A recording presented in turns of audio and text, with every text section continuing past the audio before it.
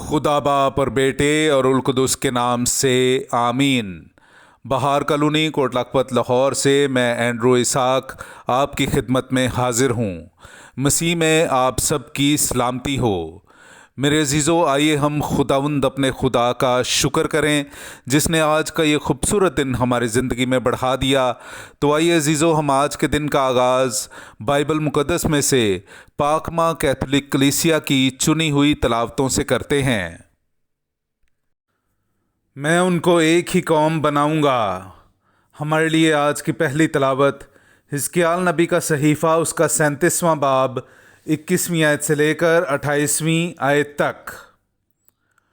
और तू उनसे कह दे, मालिक खुदावंद यूं फरमाता है, देख मैं बनी इसराइल को उन कौमों के दरमियान से जिनमें वो गए हैं ले लूँगा और हर एक तरफ से उन्हें इकट्ठा करूँगा और उनकी सरजमीन में उन्हें लाऊंगा, और मैं उन्हें उस सरजमीन में इसराइल के पहाड़ों पर एक ही कौम बनाऊंगा और एक ही बादशाह उन सब का बादशाह होगा।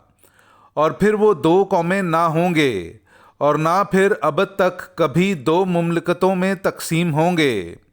और फिर वो अपने आप को अपने बुतों से और अपनी मकरूहात से और अपनी किसी बदी से नापाक ना करेंगे, और मैं उन्हें उनकी तमाम बेवफाइयों से जिनसे उन्होंने गुनाह किया है छुड़ाऊंगा और उन्हें पाक करूंगा।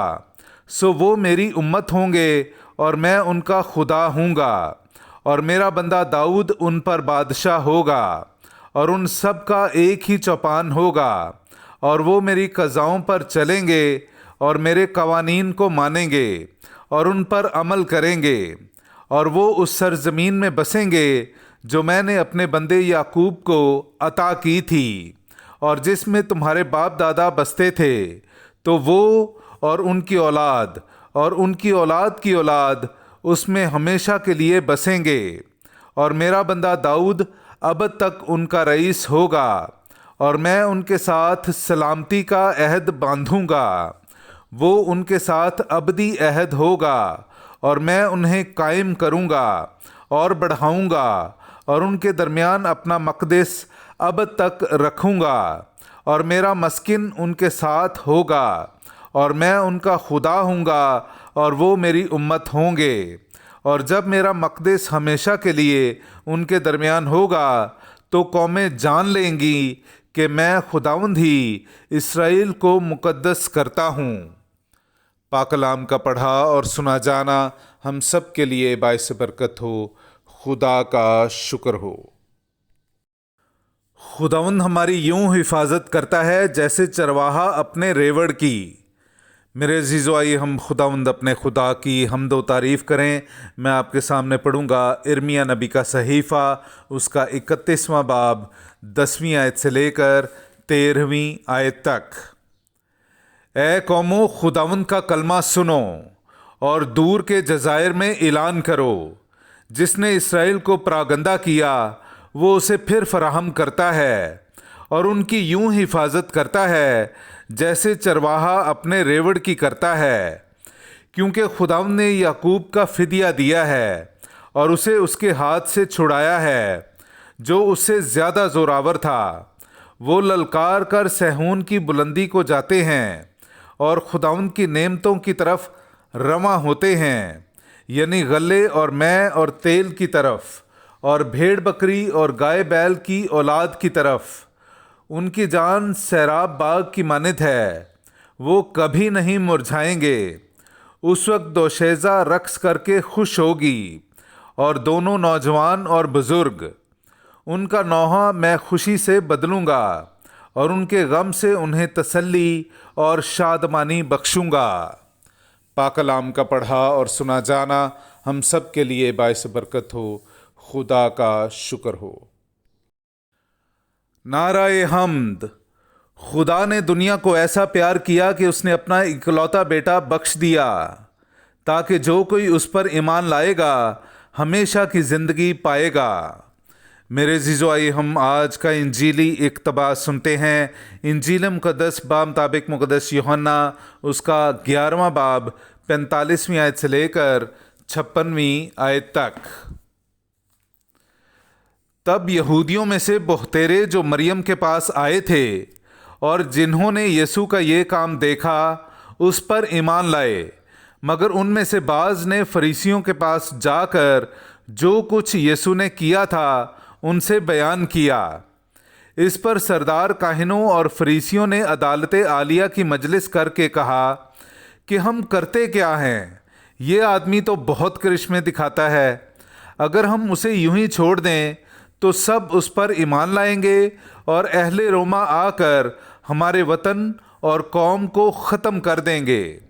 اور ان میں سے ایک قیافہ نامی نے جو سال کا کاہن اعظم تھا ان سے کہا کہ تم کچھ نہیں جانتے اور نہ خیال کرتے ہو کہ تمہارے لیے یہ بہتر ہے کہ ایک آدمی قوم کے بدلے مرے نہ کہ ساری قوم ہلاک ہو جائے۔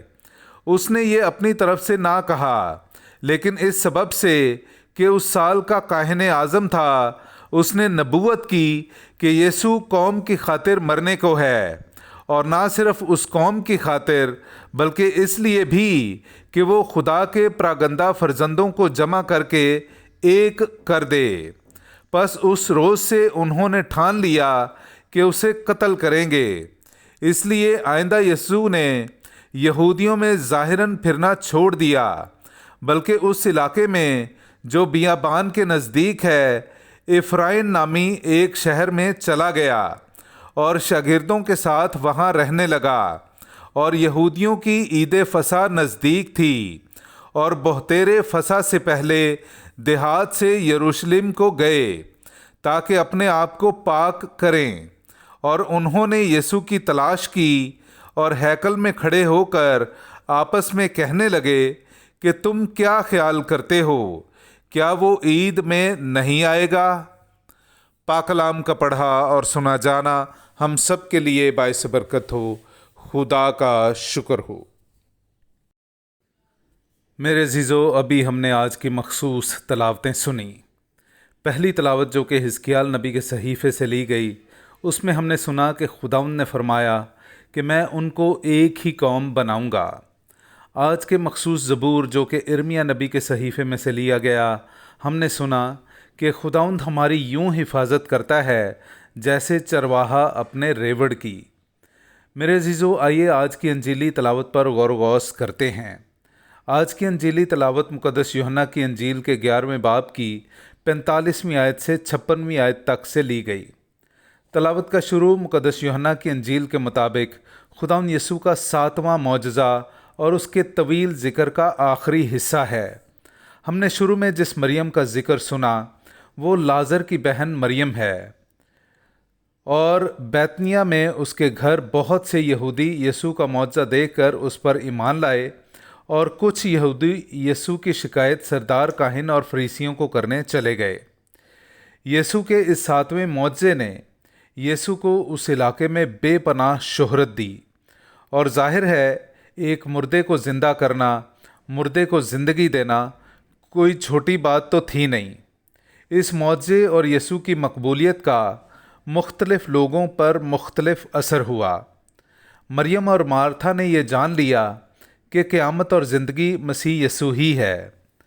ادھر موجود لوگوں نے بھی یسوع کو جان کر اس پر ایمان لائے۔ سردار کاہن اور فریسیوں میں یسوع کی شہرت کا یہ اثر ہوا کہ وہ اس کی شہرت سے حسد سے بھر گئے، اور دوسرا اثر یہ ہوا کہ انہیں اپنے شہر یا ملک کی فکر پڑ گئی، کیونکہ رومی کسی بھی شخص کی شہرت کو بغاوت گردانتے تھے اور اس کے نتیجے میں شہر پر حملہ کر کے اس پر قبضہ کر سکتے تھے۔ سردار کاہن اور فریسیوں کو اس بات کی بشدت فکر پڑ گئی، اور یوں قیافہ کاہن اعظم کے منہ سے یہ پیشن گوئی بہرحال نکلی کہ یسوع تمام قوم اور قوموں کے لیے قربان کیا جائے۔ خداوند یسوع پر اپنی ہی شہرت کا یہ اثر ہوا کہ ظاہراً یسوع نے یہودیوں میں پھرنا چھوڑ دیا اور بیابان میں افرائیم نامی ایک شہر میں چلا گیا۔ میرے عزیزو، ہماری زندگی میں بھی مختلف لوگ مختلف اثر ڈالتے ہیں۔ کچھ لوگ ہماری کامیابیوں پر خوش ہوتے ہیں اور ہمارے ساتھ مضبوط رشتہ بنا لیتے ہیں، اور کچھ لوگ حسد سے بھر کر تعلق توڑ لیتے ہیں۔ ہم خود بھی بعض اوقات دوسرے لوگوں کی کامیابیوں سے خوش ہوتے ہیں اور کچھ لوگوں کی شہرت اور کامیابیوں سے حسد کرتے ہیں۔ مارتھا، مریم اور وہ یہودی جو ایمان لائے کہ یسوع ہی قیامت اور زندگی ہے، یسوع کے ساتھ اٹوٹ رشتے میں بندھ گئے۔ مگر وہ یہودی جو سردار کاہنوں کے پاس چلے گئے تاکہ یسوع کی شکایت کریں، اور سردار کاہن اور فریسی یسوع کی شہرت سے پریشان ہو کر یسوع سے دور ہو گئے۔ میرے عزیزو، آئیے ہم مارتھا، مریم اور نیک یہودیوں کی طرح اپنی زندگی سے حسد اور کدورت کو نکال باہر پھینکیں اور یسوع ہی کو قیامت اور زندگی کا مالک تسلیم کریں، تاکہ یسوع ہماری زندگیوں میں ہمیشہ ہمارے ساتھ رہے۔ اور ہم اگر خاندانی طور پر بکھرے ہوئے ہیں تو خداوند یسوع ہم پراگندہ فرزندوں کو جمع کر کے ایک کر دے، اور ہم خداوند خدا کے پیار کی انتہا کو، جس میں اس نے اپنے اکلوتے بیٹے کو ہمیں بخش دیا، جان کر اس کے بیٹے پر ایمان لائیں، تاکہ ہم زندگی پائیں، بلکہ ہمیشہ کی زندگی کثرت سے پائیں۔ مسیح یسوع کے وسیلے سے آمین۔